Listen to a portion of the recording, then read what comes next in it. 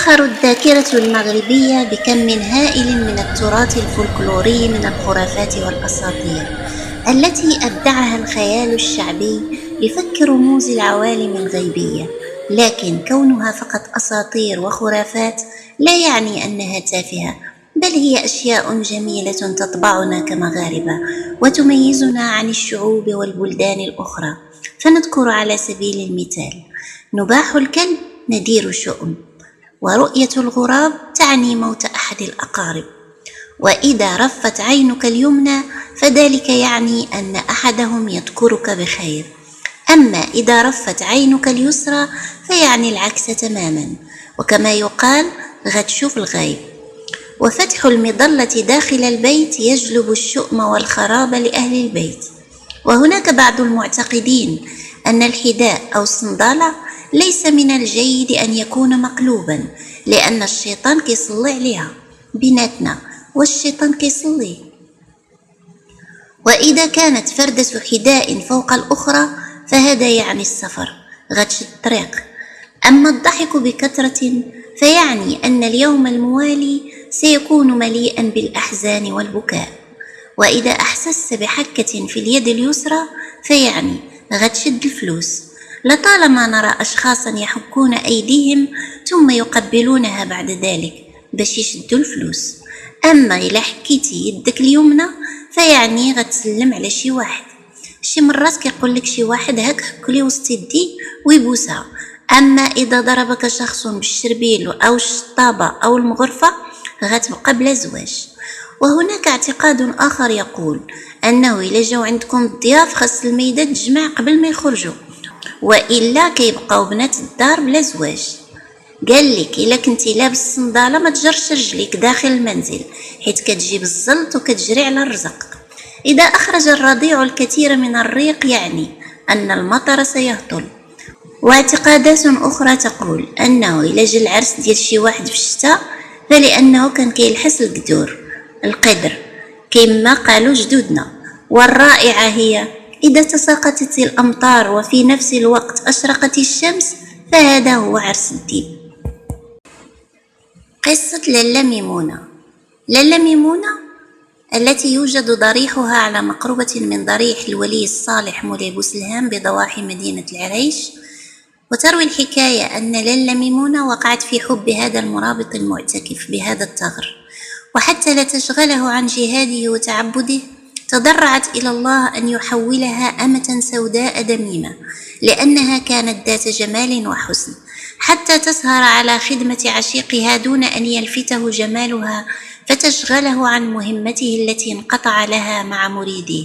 فاستجاب الله لدعائها، حيث كانت خلال النهار تظهر في صورة أمة دميمة، أما في الليل عندما تنتهي من خدمة الولي الصالح مولاي بوسلهام يعود إليها جمالها.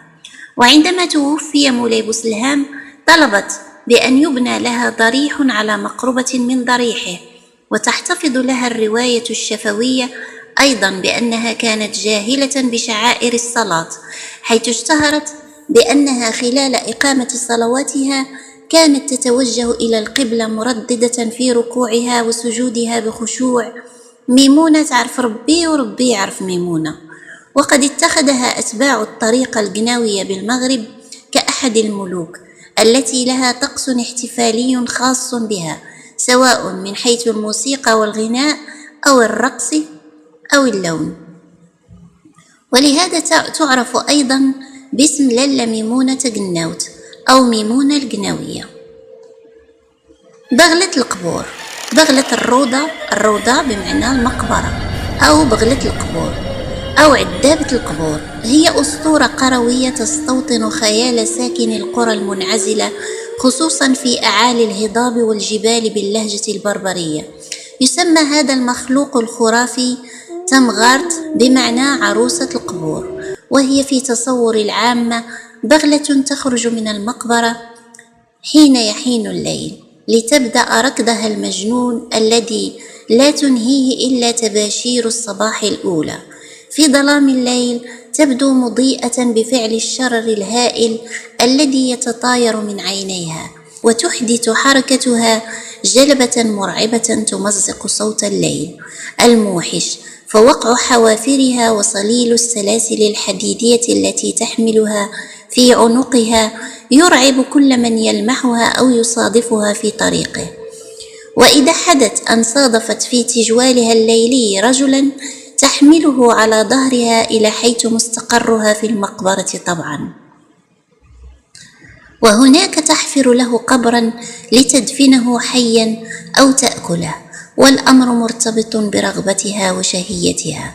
ويحكى أنها كانت في وقت سابق من حياتها امرأة ترملت، أي أصبحت أرملة، ولم تلتزم بتعاليم العرف الاجتماعي والديني الذي يلزمها باحترام حق الله، أي أن تلبس ثيابا بيضاء طيلة فترة العدة، ولا تغادر بيت الزوجية ولا تعاشر رجلا آخر خلال ذلك. وبسبب عدم التزامها حق الله انتقم منها الله، فكان جزاؤها اللعنة الأبدية التي حولتها إلى جنية لها هيئة بغلة تنام النهار مع الموتى وتمضي الليل تتعذب. وفي بعض المناطق كان الناس يعتقدون أن في إمكان بغلة القبور أن تتنكر لتدخل البيوت في هيئة قريب أو صديق حتى يسهل عليها اختطاف أحد أفراد الأسرة إلى مقبرتها. عيشة قنديشة. تعتبر عيشة قنديشة أو سيدة المستنقعات من أكثر شخصيات الجن شعبية في التراث الشعبي المغربي، ويتم تصويرها في شكل ساحرة عجوز شمطاء وحاسدة تقضي مطلق وقتها في حبك الألاعيب لتفريق الأزواج، وتارة أخرى تأخذ شبها قريبا من بغلة الروضة بغلة المقبرة، فتبدو مثل امرأة فاتنة الجمال تخفي خلف ملابسها نهدين متدليين وقدمين تشبهان حوافر الماعز أو الجمال أو البغال بحسب المناطق المغربية. تفتن عيشة قنديشة الرجال بجمالها وتستدرجهم إلى وكرها، تم تقتلهم فتتغذى على لحوم ودماء أجسادهم، إلا أنها تخاف من شيء واحد وهو اشتعال النار أمامها. وفي إحدى القصص التي تدور حولها يزعم أن عيشة قنديشة اعترضت مرة سبيل رجال كانوا يسكنون القرى فأوشكت على الإيقاع بهم من خلال فتنتها، إلا أنهم استطاعوا النجاة منها خلال قيامهم بحرق عمائمهم أمامها، وذلك بعد أن لاحظوا شيئا فيها يميزها عن بقية النساء، وهو أقدامها التي تشبه قوائم الجمل. إذن فالسبيل الوحيد للنجاة منها هو ضبط النفس ومفاجأتها بالنار، لأنها تعتبر نقطة ضعفها. لا ينحصر تداول هذه الأسطورة في أوساط العامة، فقد كتب عالم الاجتماع المغربي الراحل بول باسكون عنها في كتابه أساطير ومعتقدات من المغرب، حيث تتداول أوساط العامة أسطورة تحكي كيف أن أستاذا أوروبيا للفلسفة في إحدى الجامعات المغربية كان يحضر بحثا حول عيشة قنديشة، فوجد نفسه مضطرا إلى حرق كل ما كتبه حولها وإيقاف بحثه، ثم مغادرة المغرب بعدما تعرض لحوادث عدة غامضة ومتلاحقة. حسب بعض الروايات فعيشة قنديشة شخصية حقيقية، وهي امرأة تنحدر من الأندلس من عائلة موريسكية نبيلة، طردت عائلتها من هناك.